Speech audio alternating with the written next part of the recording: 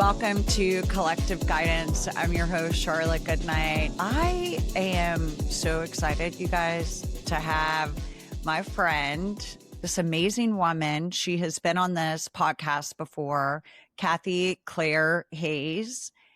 And her episode is one of the most listened to episodes out of everyone. I have a friend that said her presence just grounded her so much by listening to her speak. And so I'm really grateful to have her on here today. Again, Kathy is a seasoned psychotherapist, an astrologer. Her shit's just so good. She can spit it out. Well, this is why this, and this. She understands the psychology of the mind. She's an astrologer. She can look at your chart and tell you, well, this makes sense why you're going through this. And she's an energy intuitive. And I'm going to ask her what an energy intuitive is so you guys can understand that. She works with people who are energy sensitive to help them understand their elemental energies they were born with and how to stay grounded so they can discover and develop their own intuitive voice and wisdom.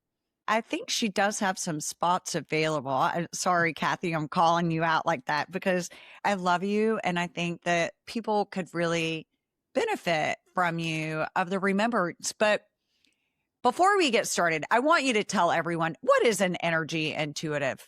So I would say an energy intuitive is someone who senses and reads energy. So, and that can be, everyone's energy system is different, just like all of our charts are different. So our own nervous systems are our energy system. And for some of us, we can feel into what others are feeling. For others, we kind of feel into what the collective, is feeling or what's going on energetically in the world.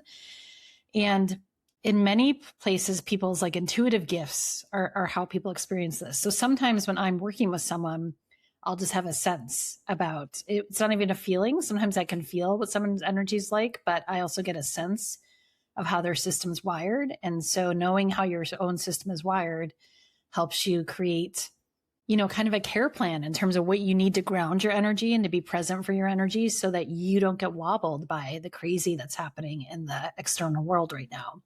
And I think we're all going through a big shift from, the time when we were all growing up where, we would get our news every day. And this is before, kind of social media and everything, but you had reliable sources, or so we thought, of getting news and how we understood our reality.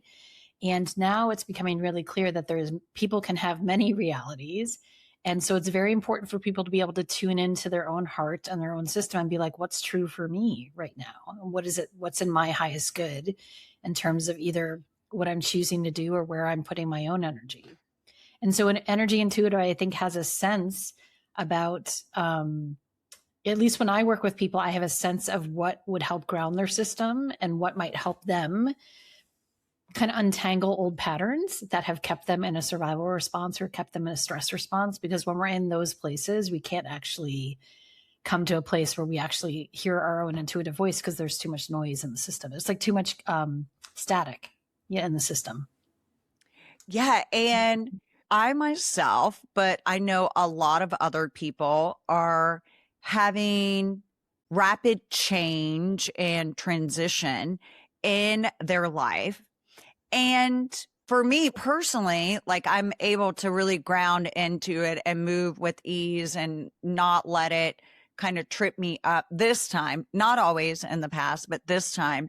And let's just talk about the energetics that happen to the body when there is so much going on around us and the shift is happening.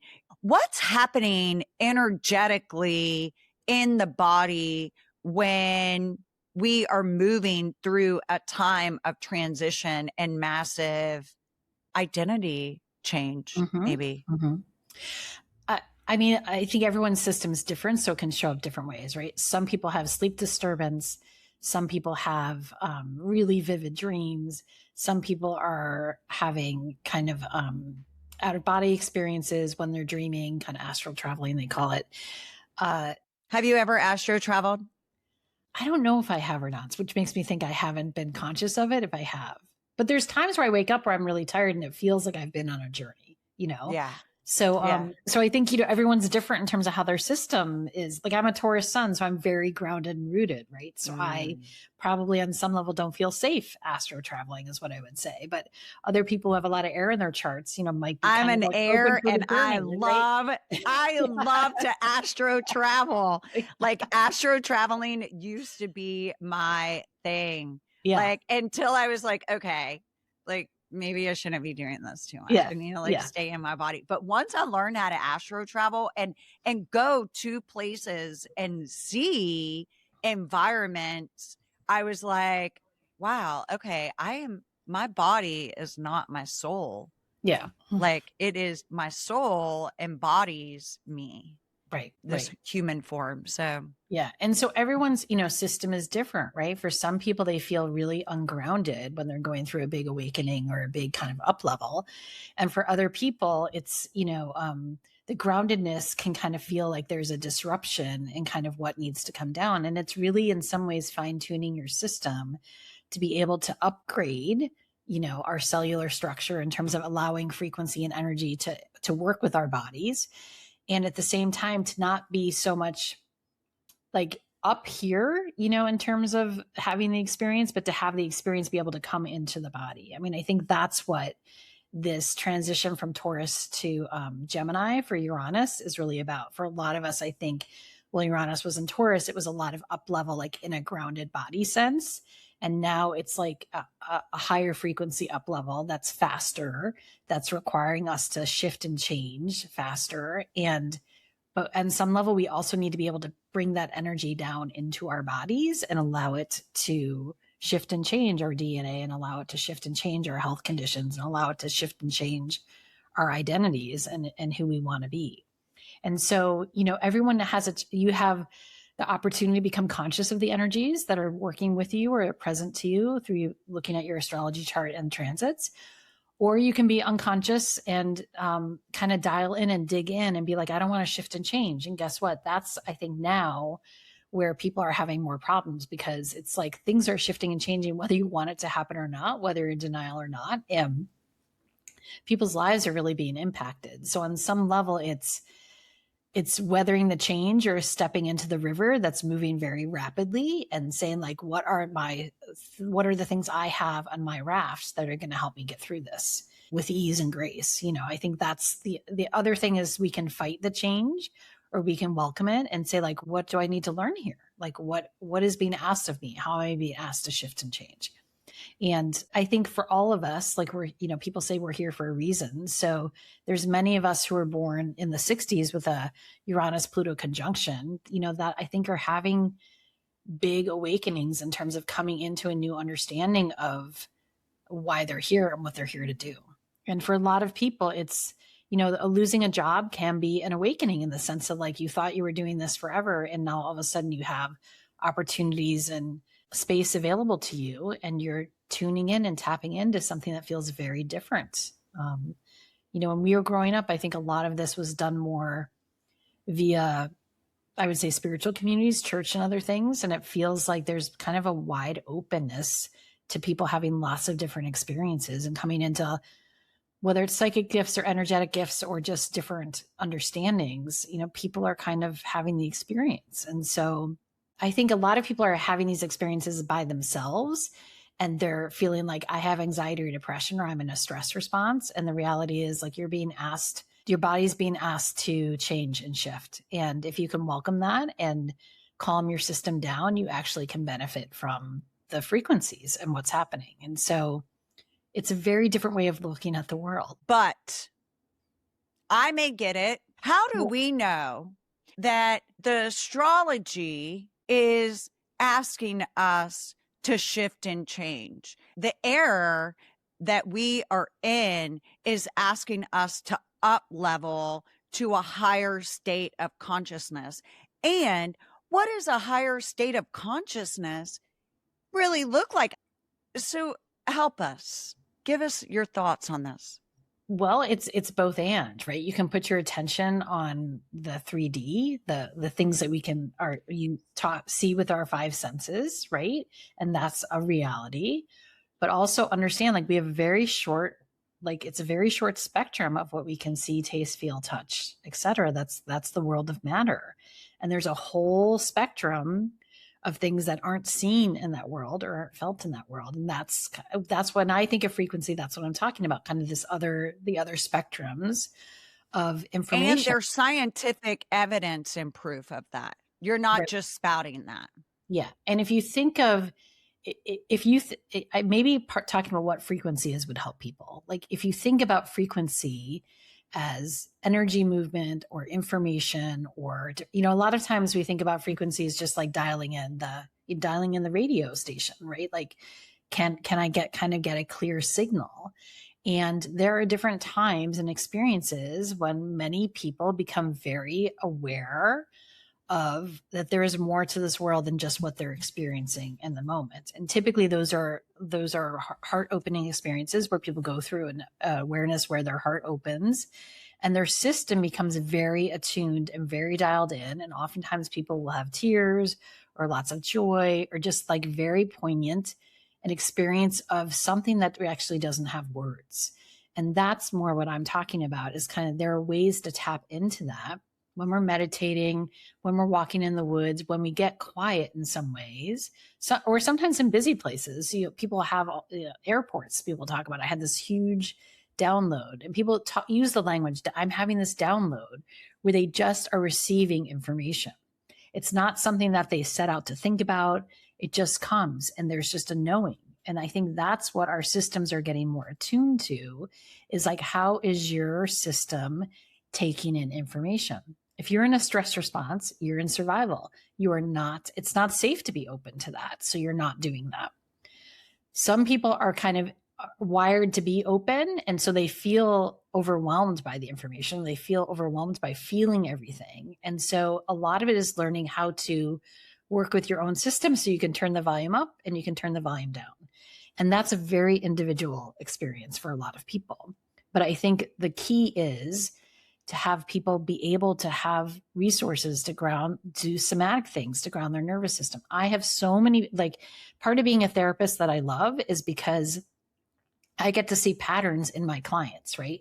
So there'll be a couple of weeks where everyone's super anxious. And I think this isn't just because Joe and Susie and, Linda had a bad week. There's something in the collective, there's something in the environment that's kind of opening up this attention to kind of things that are hard, or stress response, or people's bodies are like, I don't know what to do with all this information. So it kind of goes haywire. And so learning somatic tools, learning things that help people ground their system and feel safe in their bodies, I think is a really important thing to weather during this time when there's a lot happening, And I can tell you, like, it feels like time is faster. I don't know if other people are experiencing that, but it feels like, whoa, how are we in June already? It feels like it was just January.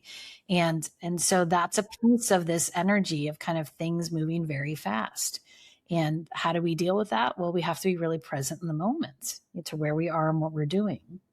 And I think there's a lot of checking out because people aren't actually learning how to work with their systems and aren't learning. Now, talk about checking out. What do you mean by that? That's anything like when our systems get overwhelmed, like we can do things like dissociate. We can do things like, let me be scrolling on Instagram for 12 hours. I'm joking, but like an hour. But you wake up first thing in the morning and you start scrolling on it. Right. It's kind of like allowing our systems can get adapted towards this fast moving energy in a way that keeps us like revved up. Right. And so then we never learn to kind of slow down. When we slow down, we're able to make choices. I'm not saying don't go on Instagram, but we've all had the experience of going on to check one thing and all of a sudden it's an hour later. Right. And so becoming very conscious of what you're doing and how you're doing it and what's the purpose. People can take breaks by going to the garden, or people can take breaks by going on Instagram. And I'm just saying it just needs to be a balance. I think we need to be more consciously choosing what we're doing and how we're doing it and what our bodies need. When we get tired, I find that it's more like people will scroll more, or they'll get caught in TV, or they'll get, they'll just end up feeling like the day went by and they actually didn't make a choice about what to do with their energy. And so I think starting your day with something that feels intentional is helpful. Ending your day with something that feels intentional is helpful. That bookend allows you to kind of be in a place where like, what do I want this day to be? And how do I want to use my energy? And anytime we get swept up in the stress response, the job of your conscious mind is not to kind of be in the survival spiral, but it's to be like, I'm in a stress response. Let me take a deep breath. Let me do some somatic things like, rubbing your shoulders, humming. Let me do something to just let my body know that it's safe and it's okay for us to take a deeper breath. And it's okay for us to come back to ourselves and to not get spun out and caught up in everyone else's story and whatever's happening. That you can see it around in whatever groups you're in. Like someone will say something, someone gets triggered, and all of a sudden there's, back and forth, back and forth, back and forth. When, if people just took a breath and kind of like let people have their experience and not get triggered, the whole point of a trigger is it's an opportunity to choose something different. We get triggered and we respond to things in a way that our nervous systems have been patterned. We feel ignored or slighted, so we yell or stand up for ourselves. We feel, someone's being mean to us. We kind of respond out of a survival pattern around like, I'm not going to let someone do that to me. I'm not saying don't do that, but it's take a breath and make a choice about what's happening, about how you want to respond versus just responding in the way that we typically do. For some of us, the survival pattern is disengaging, right? Where we check out, where we go, remove ourselves from situations. So part of it is just becoming aware of whatever your system does when it's an autopilot, and then actually asking yourself, is that really how I want to respond to this? Is that how I want to show up? Is that who I want to be in this moment? So it's complicated and we're all unique. So there's not one size fits all. Right. That's what I would caution people against. There's not one size fits all. There's not one way that people awaken. There's not one way that people up level. There's not one way that people have kind of a spiritual experience. They're all very unique in the same way that there's tons of, there's no snowflakes that are alike. There's no astrological charts that are exactly alike. And that means and then there's no nervous systems that are exactly alike. So people have very unique experiences about what it means and how it feels. I think on some level, it's like when we talk about experiencing frequency in the body, it is a body sensation. It's not a thinking thing. It's you will feel energy move in your body. And if you don't, can you intend to want to feel energy move and then pay attention to how it shifts and changes?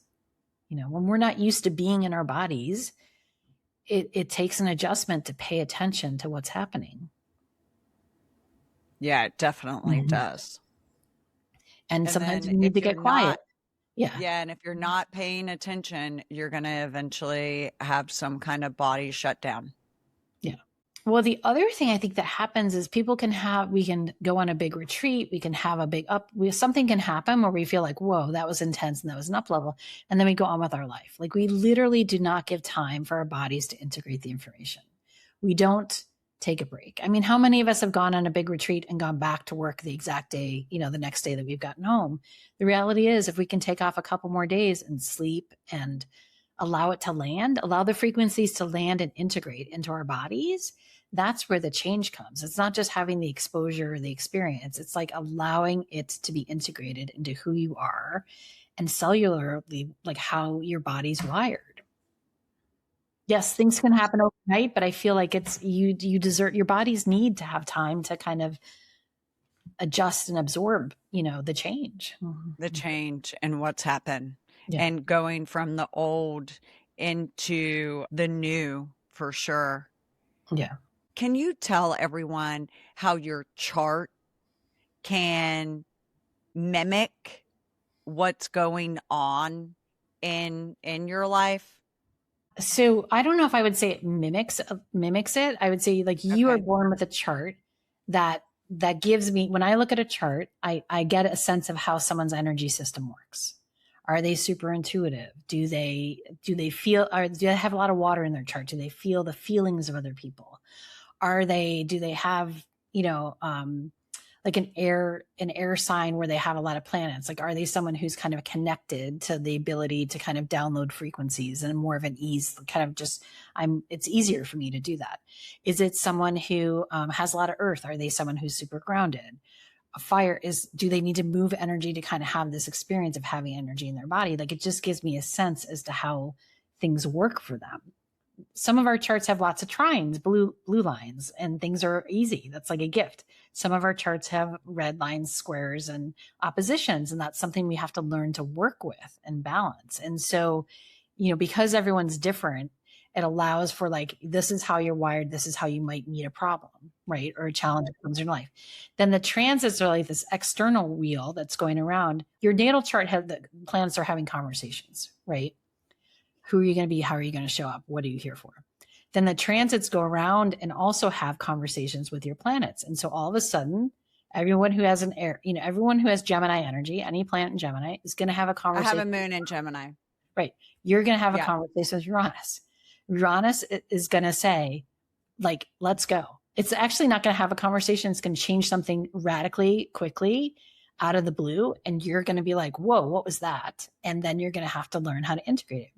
Uranus, when it's hitting things like the moon, in particular, I think people are going to feel that in their energy system. That might be a time when it's hard to sleep. That might be a time where you're getting lots of downloads. That might be a time when you're like, whoa, I'm becoming really aware of something I've never experienced before. And so how do you can turn that off. You can say, this is menopause. You can say whatever. You can have lots of reasons for why it's happening, but you can also say, this is an opportunity for me to learn about energy. This is an opportunity for me to learn about my system and what helps me manage this, ground it, and and flourish with it. Like, Uranus can bring a lot of great things. Uranus, I have a lot of stuff in Taurus. I have my sun, my north node, my midheaven in Taurus. So Uranus had a whole conversation with those planets. And that's when I started studying all this stuff. That's when the COVID happened. That's when I had the time and energy to shift and change a lot of things and how I showed up as a therapist. Before that, I didn't have any idea I was this energy sensitive. So it also doesn't, awakening can happen to anyone at any time. And sometimes it's a huge awakening and people like have this huge shift at the beginning. For me, Taurus, slow, steady. It was a slow, steady process where I just kept getting invited in to go deeper and deeper. And I had these experiences where I was learning new things and having experiences in my body, and allowing those two to have a conversation is really important. Because then you learn, like, oh, when I feel this is what it means for me, And so when my energy system is tired, to me, it means, oh, I've either been with a lot of people who are having a challenging time, or I've been in energy that's kind of intense. And so I need to do a salt bath. And a salt bath clears my energy field, and I have energy, after that. So a lot of it is like, you have to learn. It's just like a car. We can't just drive cars without putting gas, checking the tires, checking the oil. You have to think of your body as the instrument where all of this is happening. And how are you learning about it? How are you figuring out what your body needs? And sometimes we need to listen to it. Sometimes we need to have really good food. Sometimes we have to fast. I mean, there's a lot of different ways that people have the experience of taking care of their bodies, but it's because, and the other thing I'd say is, I think I've come to understand that planets as consciousness, right? And so it's not that this planet is forcing me to do this thing. It's this planet is inviting a particular energy into the story. Venus is inviting a particular energy about what are you loving, right? Venus and Jupiter are going to be conjunct tomorrow, which I is know. June 9th. And so like that is like a wonderful opportunity for everyone to take a couple minutes, if you can see Venus and Jupiter after sunset, it's a great time to do it. I think it's after sunset. Like if you can see them together, to set the intention of what are you wanting to love more in the world? What are you wanting to have more of and bring more? And because it's Jupiter, it's also, for me, it's in my 11th house. So my intention would be around, how can I bring more love and light into a community? How can I share this ability to allow people to have more of an experience of coming to really know themselves? And the other thing I'd say about frequencies, there's many types of frequencies, right? From the lowest to the highest, right? And so we can get stuck in the lower frequencies, grief, anger, rage. Like there's things that kind of, and abuse, there's things that really can keep us anchored in lower frequencies. But I believe that everything's here on some level, people, planets, animals, to evolve more. Like if every sentient being is here to evolve more towards the light, to more love, to more wholeness, to more, becoming more and more themselves. Like, why wouldn't we all want that for each other? Like, why wouldn't we want to support that? And so, tomorrow I think is a wonderful day to set like a big intention for yourself about like, how can I welcome more of this? How can I welcome more of myself in? How can I welcome more a relationship with my soul in? How can I welcome more of a relationship for me to share my energy frequency that is oriented towards wholeness, that is oriented towards love, that is oriented towards light? And I think if more and more of us did that, we would start seeing some energetic shifts in the planet. I'm not being Pollyanna. There's a lot of really horrible things happening.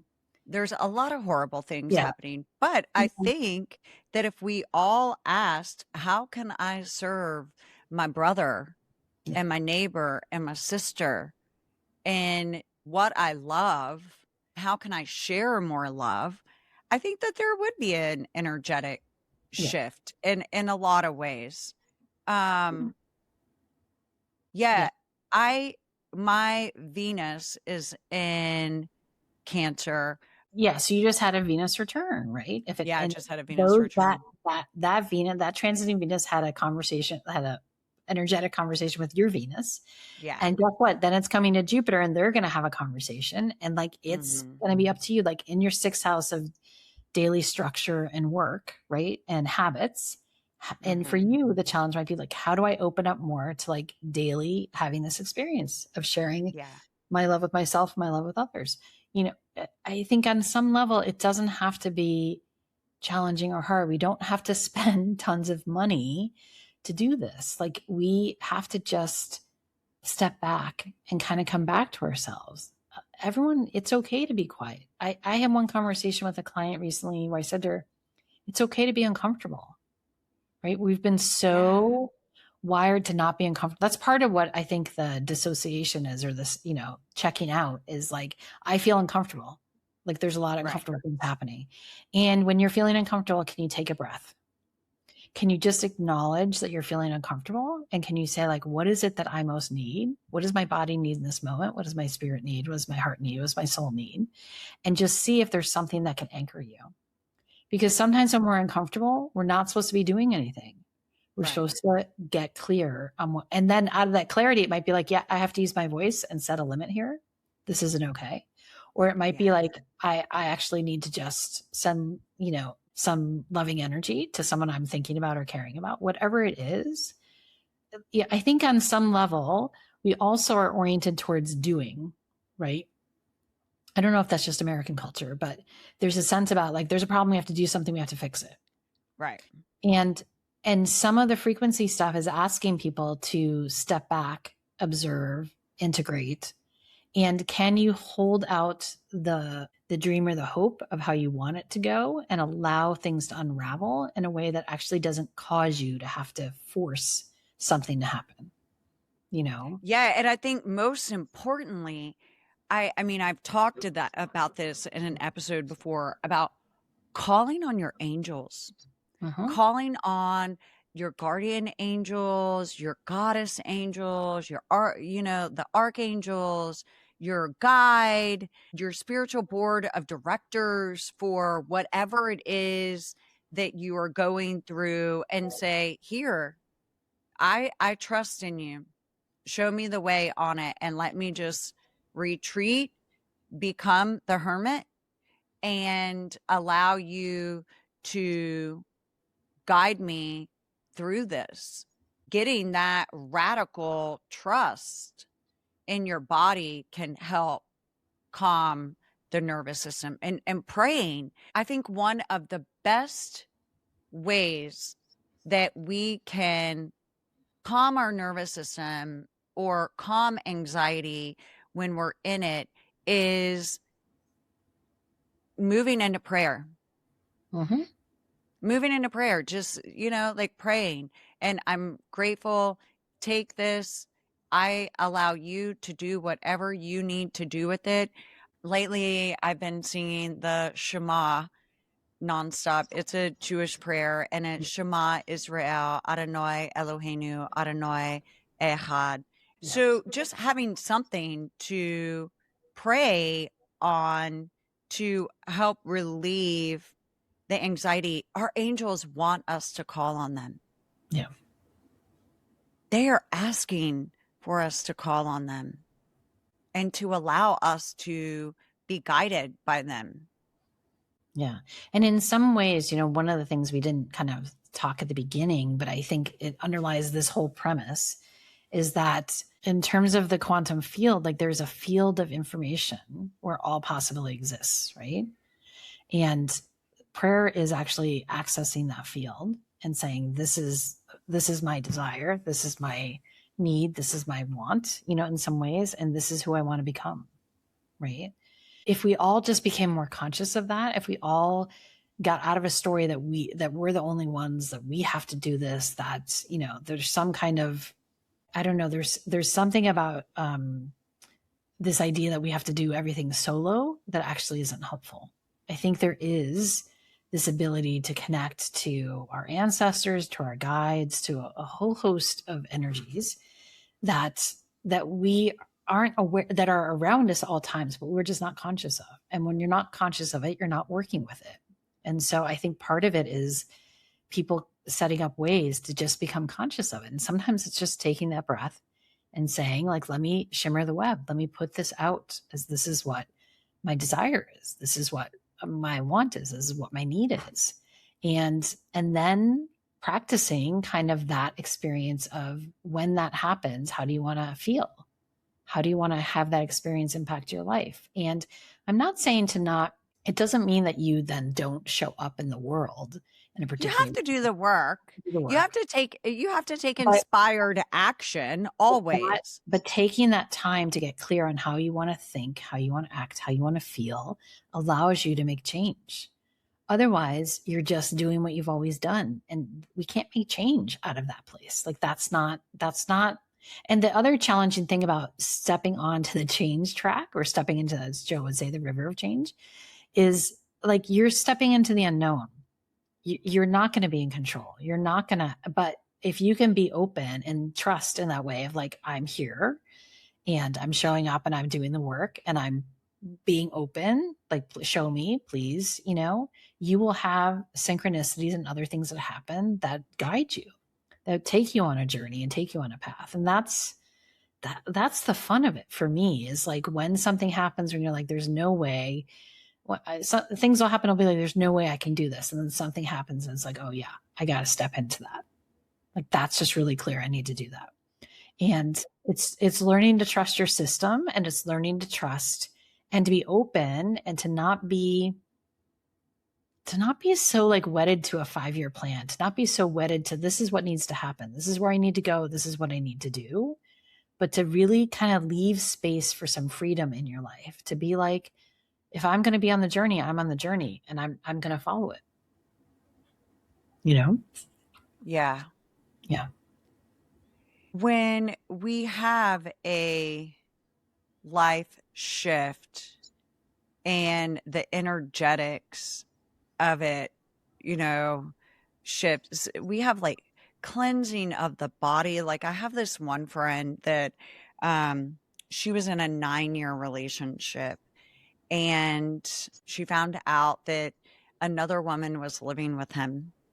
She came over that day. Her body just released so much energy. Next thing you know, she was throwing up in the garbage can because, and it wasn't like she was sick. Like her body was just releasing that energy and getting that energy out. Yeah.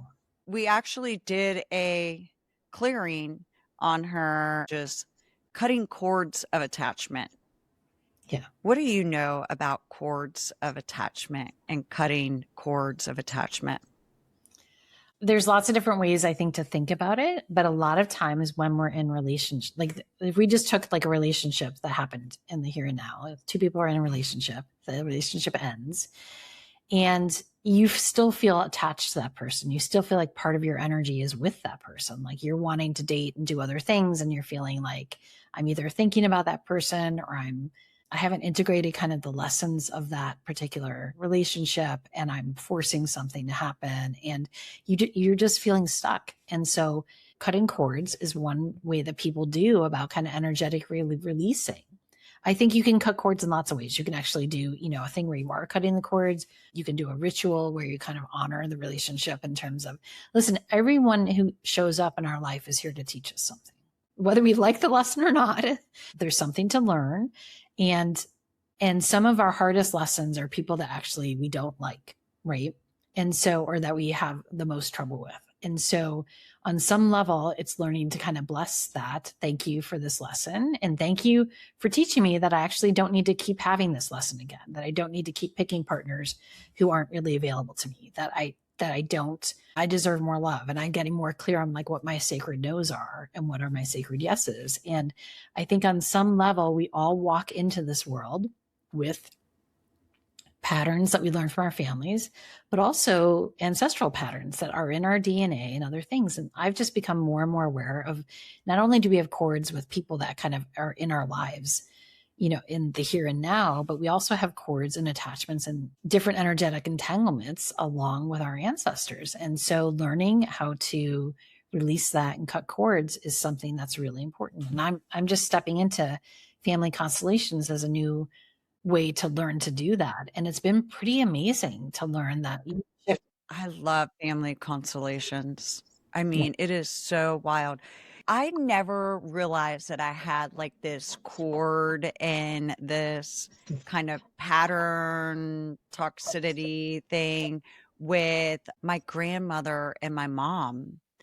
And when I did an ayahuasca journey, it showed me this. It gave me the opportunity to cut the cord and for it to be released and come off of me. Mind you, I've still had moments where my mom and I have gotten into little spats, but it's not like it used to. And for me, it's really about me just being more compassionate for her. But what I was going to say about ancestral attachment to us is that they can present themselves in your relationships with people. And it becomes contrast in the relationship with the other person. And you don't even realize that this is an ancestral cord. Right. And so how can people start like realizing that for themselves? I think on some level, it's just getting curious and asking questions. Like I've actually started to ask clients, like, who else in the family has had this experience? Who else in the family feels this, thinks this? And as you kind of trace back, there's oftentimes stories or things that have happened, that, and typically it's some kind of trauma, right? That has impacted generations back. And yet it's still showing up, in the here and now. And you see this in couples in particular. I see a lot of people are kind of unconsciously entering into relationships thinking it's going to be one way, but then this other pattern plays out. And then guess what? Like when you ask about kind of their parents and their grandparents and other things, there's things that you can trace back. And so, none of us come from a lineage that is crystal clean. Like we come from a lineage where there's been war, and we come from a lineage of colonialism, and we come from slavery. There's horrible things that we have done. Our ancestors have done. Our ancestors have done. And we all on some level carry that. And, the untangling is really in some ways cutting a cord. It's freeing the knot, right? So that you can become who you're meant to be in this lifetime without having to have this unconscious energy that's kind of, when we are unconscious, driving us to repeat things that have happened, victim perpetrator bonds. Like there's just so many different things that we can trace back, and that's more of a feeling state. That is more of, that's not going to be something that people are going to be able to kind of know. Like they'll know in their bodies and they'll know in their knowing, but it's not like a academic knowing. It's a very different feel. And so, on some level, I think you have to work on getting your system so that you can tap into some of those knowings and to shift and change things. And to allow, the other thing that I've just become aware of too is like going to different parts of the world, like there's different frequencies. You have different experiences. The land can share information with you. The trees can share, like you can have experiences where you are experiencing different knowings, And so I think it is important if you're traveling to kind of be aware of where you're going and what's the lineage of that land. And, are you having different experiences? I've just had, I went to Ireland for the first time when my daughter was studying there and I got incredibly sick. And it really felt like it happened in the middle of the immigration museum, and it was just wild. And also during a Sun Pluto square. But it felt to me like on some level, like, yeah, maybe it was food poisoning, could have happened. But it felt ancestral to me. It felt there was something about me setting foot in that land for the first time that there was information, And so that's something that I kind of wonder about and I'm open to and exploring. The first time I went to Glastonbury, I've been to Glastonbury a couple times, but when I went, I want to go there so bad. Yeah, I went on a retreat and we were walking up to the tour and there was this like wall of energy halfway up. And I was like, this is really interesting. It's like this feels like pushing against something. So I just stopped and I took a couple breaths and I just asked the land to help my body acclimate to whatever needed to happen so that I could continue on the journey. And it got easier, but it's becoming aware of kind of that I think we get so busy in our heads that we miss our body's signals when we are getting information about different things. And so some of it is a little bit, sometimes we have to get really quiet or really slow down. Sometimes people have to withdraw from lots of busyness in order to just learn about their system. And I think that's okay. Do you want to stay there forever? Well, not unless that's really how you want to live. But I think it is acclimating to understanding your system, and how you experience and get information. Some people get information in visuals. Some people I don't get visuals. I get just kind of a knowing. It's just like all of a sudden something is happening and I just become very aware, like I've thought it, but it's not really me thinking it. So I get visuals. I get knowings. Right. And sometimes people get pains in their bodies or different things. And that's also, I've gotten pains in my bodies and then someone talks to me, and I'm like, wait a second, what's going on here? It's so interesting that you had that experience in Ireland. I went to Mount Shasta about a year ago and I had always I've been wanting to go to Mount Shasta since 2015, just so I can see the Lemurians and be in the Lemurian energy. Okay. Like please take me as one of you. But 2020, I realized, and I'm just going to go ahead and say, I don't give a shit what anyone thinks by now. I realized that I'm more reptilian. I'm from reptilian tribe than I am Lemurian. And so I learned that, but I still, I still had this desire to go to Mount Shasta. And we get about 15 minutes away from Mount Shasta and I see the mountain. And all of a sudden, I get exhausted. I got to go to sleep. And so I closed my eyes and in the car. And then whenever we got there, we got to the hotel. I told the person I was with, I was like, hey, look, can we just rest for a second? I just got to rest. And then went to bed that night around 9:30, did not sleep well at all, had the most craziest dreams, woke up the next day and I was like, I got to get the fuck out of here. I got to go. And they were like, wait, don't you want to go to the mountain? The only reason why we're here is because of you. And I was like, I don't really care about going to the mountain. I kind of just need to go. And they were like, we're going to the mountain. So we went to the mountain and I begrudgingly got out of the car and walked up the mountain. I was like, I don't want to be here. I have to leave here. But the person that I was with, I couldn't really come out and be like, get me the fuck out of here. But the energetics there was, and Mount Shasta is known to be one of the sites to go to in Right. the US, but yeah, so that's Right. interesting you had that in But Ireland. it'd be interesting if you went back knowing this I'm going to about go back. kind of going back and knowing that, hey, this land feels uncomfortable, and asking, like, as you feel the discomfort, Yes. stopping and pausing and breathing, Mm-hmm. grounding, and asking the land Yeah. to acclimate you, to teach you, to give a Mm-hmm. message about what needs to happen. Because sometimes we're also picking up information that, something challenging happened in that spot, and it can be uncomfortable. And if we don't pause and kind of ask our systems to download the information, like give us the information, and also I think it is about like, help me acclimate, help me actually kind of, if we're thinking that these places and having the experience these places have information for us, it might just be that our body isn't ready to receive the information. That's why it feels uncomfortable, Yeah. because it's like too high Yeah. of a jump or something. So it might be, that you went back, you go back and you might have a very different experience, or it might be the same experience and you're asking it, help me acclimate. What is it that I need to know or do to actually Yeah. like receive the information? Yeah. My friend Danielle, she's like, we need to go to Mount Shasta together. And I'm like, I don't know. But yeah, I will be going again. Yeah. Yeah. Yeah. Yeah.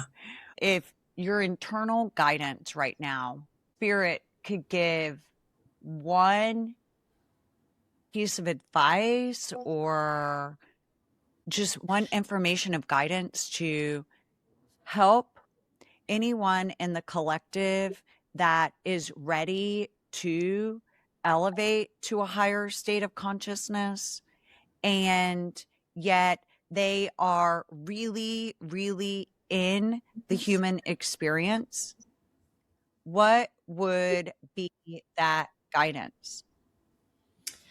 I think it's a guidance of both and, right? I don't think it's this experience of like, when we get safe, then we have the experience, then we have the elevated experience. When we have the elevated, it's like you have to work them both. You have to work both the up level and also feeling safe in your body. They kind of go hand in hand. I think there's a sense about people think like, well, if I was just this, then I could up level, right?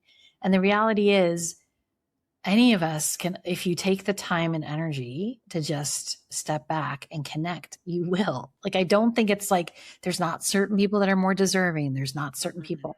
Like, it's just different for everyone in terms of how they access it. I do think we're living in a time of a lot of separation. So the challenge is, there's this either or. Either you're spiritually uplifted, or you're, not, right? Either you're And if this, you are spiritually uplifted, you're living as if you're in a hierarchy because right, you're spiritually uplifted and I'm not. right, Yeah. right. So, but I think if we can operate from a place more of both hand, I am both intending to open my heart and mind and soul to kind of growth and more love and bringing that more into the world. And at the same time, I'm going to be confronted with the day to day and the reality of like, I'm not that, right? And so a piece is always holding space and holding that observer and holding that place for like, I'm allowed to make mistakes. I'm allowed to not be perfect. I'm allowed to ask for help, and I think that it's part of it is just creating a runway where people don't feel so boxed in, where there's not, it's not a linear process. And that's what I think a lot of people think is like, just like grief, I go through these 5 stages and then I will be here. And it's more of a spiral. It's like you're going to up level and then you're going to get challenged by the universe. You're going to up level and then something else is going to happen. Like, are you really going to choose, to be in this place? Are both your feet in this place where you're saying you're going to be, or are you going to collapse back into old behaviors? And that's really, I think the integration part is where you end up being like, here, I'm at this step. Now I'm at this step. If you don't integrate, you can oftentimes, it feels like the stairs go out from underneath you and you're back to building. And I'm not saying that life doesn't bring us challenges, because God knows we all, experience them. But it's, how are you going to meet those challenges? How are you going to show up? How are you going to meet them? And, I think that there's a child psychiatrist I worked with for a long time who talked about that challenges, are hard things that happen in life that are met with support and love and community. And traumas are hard things that happen in life that make us feel alone and isolated. and bereft. And that's the only difference. And so I do think for all of us, find yourself a community. You cannot do this work by yourself. Find a therapist, find a coach, find a friend, find a class, find something with other people who are on the journey with you, because you have to have people that you can share the experience with, or it doesn't feel real, right? It's very easy to collapse into, if you're not believing in synchronicities, if you're in a class with other people that are sharing their synchronicities, it's like magic. It's like, oh yeah, this is a way that we can all plug in. And when we're not doing that, we're collapsing into this old idea of what you see is what you get, which is part of when we can only rely on our five senses, we're only going to see a very small part of actually the world, or we're shutting down our experience. And so if we can open up our hearts, if we can allow information to come to us in whatever way it's going to come, and it's different. I mean, that's the other thing, is I think that people feel like when you achieve some kind of up level, or when something happens, you have an awakening, like that's it. And we're changing and we're growing and we're shifting. And so how I experienced my gifts 10 years ago is very different than how I experience them now. Yeah, and I'm always having to adjust and change, And so it's also being kind of open to letting your body teach you, being open to let the frequencies teach you. And, the other thing I'll say about frequency is, like, if you think about it, it's not only the experience of light, or like this experience of kind of frequency. It's also like words have frequency, yes. Songs have frequency, sound has frequency. Like, if we all start paying attention to, like, what is that draws you, that pulls you forward, and do more of that. If it's sound, then do that. If it's chanting mantras, do that. If it's yoga, do that. Like, I think it's following kind of where you're coming to the place of just a gentle and bigger knowing. If we all just followed that, like, I think we'd be in a better place. Yeah. But no one person has the answer, right? I would say to clients, when I'm working with a grieving clients, and this dates me, but I would say, listen, if there's one way to do grief, it would have been on Oprah, and we'd all know how to do it. It doesn't, like, everyone's unique. It's different. Yes. So you can read as many books, because I think having, like, other people's experiences on the journey can be helpful, but that book is not going to be your experience. There might be a statement or a chapter or something in that book where you're like, zing, that speaks to me. I get it. Then you take that on your journey. You tuck that into your backpack and you go on, but it's there. You can't, your journey is your journey, and your wisdom. I love that. Thank you so much, Kathy, for sharing your wisdom and your guidance with the collective. And I'm really grateful that we met. Yeah. And I mean, that to me is incredible. First of all, that feels like yesterday. And second of all, it feels like I've known you all my life. So it's both. It feels like and can I tell you, meeting you, fabulous group of women, for the first time in Kauai, and coming out of everything that my soul got to experience and my human got to experience, meeting you magical ladies was like, yes, witches do exist besides me. Magic does exist besides me. I love this. There are other women that are like me. Yeah. Yes. So, I mean, listen, if we all, like, I walk out of my door in the morning and I say, as I'm walking the dog, show me the magic. Like, ask the universe, show me the magic. And if we just kind of live from that place of openness and wonderment and curiosity, you're going to be okay. And it's going to be a fabulous and crazy ride, but you're going to be okay. Yeah.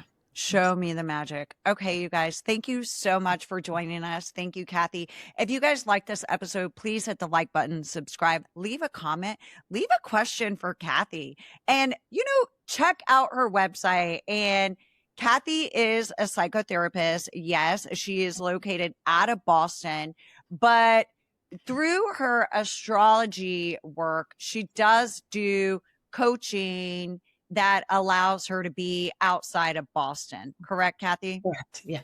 Anywhere, so anywhere in the world. Anywhere in the world. So if you have something that you're like struggling with right now, she can look at your chart and be like, okay, well, this makes sense. This is why XYZ is happening. And she can coach you. This is what we're going to do about it. Yeah. Yeah. She can coach you through it. So that's the best thing about it. She can coach you through it and remind you of who you are.